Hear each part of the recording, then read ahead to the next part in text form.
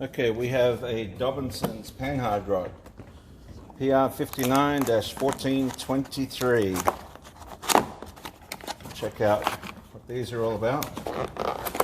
This is for a Toyota 4Runner, 4th gen, 5th gen, Lexus GX470, Lexus GX460, Toyota Prado 120, 150. That's about it. It's enough vehicles for one platform. I'm going to slide this out of the bag and show you what we've got here. So this is what's called a off-vehicle adjustable heavy-duty Panhard Rod. Why is it heavy-duty? Well, it's probably 50% bigger than stock, first of all. We use 5mm high-strength, low-alloy steel. It's actually the same exact steel that's used in the upper control arms.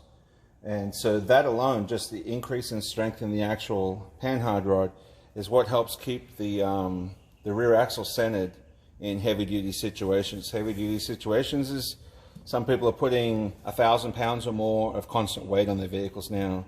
Rear bumper, rooftop tent, roof rack, all that stuff. Heavy-duty suspension, big bump stops, all kinds of gear. And if your rear axle isn't centered, first of all, you could have tracking issues driving down the street. You basically, your rear end's not in alignment. That generally happens at about 3 inches of lift, maybe 2.5 to 3 inches of lift. And then your stock Panhard Rod is strong enough for standard stuff, but once you get heavy loads on the vehicle, it just wasn't designed for that. So ignoring the adjustment, it's just much, much stronger than stock. Now, getting on to the features of the Panhard Rod. Number one is these are factory original rubber bushings. Now they're not the same ones from Toyota, they're aftermarket from Dobinsons, but they're made exactly the same as factory. Why? Well, first of all, if you ever have a problem with them, you can reinstall new ones from Dobinsons, or you could reinstall factory ones. These are going to last the life of your vehicle, regardless, first of all. But rubber has, it can't create noise, it can't squeak, it doesn't require maintenance. They're fully sealed. You don't get like mud and crap and dirt and anything like that in there. And not only that, but they offer, in this case, these are a high durometer rubber, so they're not going to flex hardly at all because you don't want a whole lot of movement in the Panhard Rod of a suspension. So you've got rubber bushings front and rear. You can take a look. You've got some pretty thick steel going against pretty thick steel there, so you're going to have big welds no matter what you do. Now this is tapered out to a really large section here, mainly because, well, actually only because of the threaded fitting on here. Now these are really big stuff here, so a lot of people may not even have an adjustable wrench to tighten these. But how are you going to set an adjustable Panhard Rod? Well, every vehicle's the same. Once you've lifted the vehicle too much, your axle is then off-centered to one side. So what you've got to do is measure with your factory Panhard Rod installed all the weight on the vehicle, measure from the frame to the tires on both sides, or whatever fixed point is equal on both sides, and determine how far off center your axle is. So let's say it's 1 inch over to one side. You're going to add 1/2 inch of length to this over the original Panhard Rod. So how do you do that? You're going to measure from the center of the eye, or you could do it whichever way, from the center of the eye to the center of the eye, or from the edge of the eye to the edge of the eye.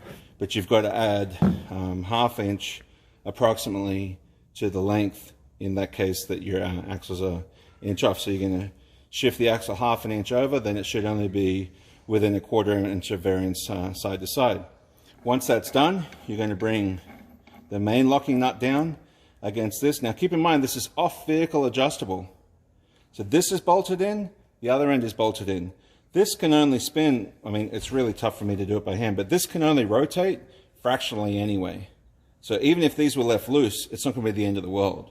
If this was on-vehicle adjustable, then this could literally open up or get too short. So anyway, you're going to bring this down, you're going to lock this on, you're going to bring this down, and you're going to lock this on. This is a case where you're going to want to fix those with some Loctite as well. Before you bring this down, you're going to put some Loctite on these threads right in here. Bring this one down, lock that on. Set some Loctite in here, bring this one down, lock that on. These don't come with instructions, that's why I'm explaining this, just so you know. And then once that's locked on, then it's not going to be able to twist or move in any direction. So if you don't have a adjustable wrench big enough to get some torque on this, some people use a punch and try and punch this to lock it down. Use a punch against that and tap it on. But you should be able to find some tool in your garage or your dad's garage, your friend's garage, to literally get as much torque on this as possible. I don't have a torque setting, but given the size of this is like 1.5 inch thread, you're going to just need to make that as absolutely tight as you can. So anyway, there's your Dobinsons heavy-duty panhard rod. All of them have exactly the same features. Factory bushings, the double nut, really nicely powder coated, but more importantly, the heavy duty. So there you go. Thanks for watching.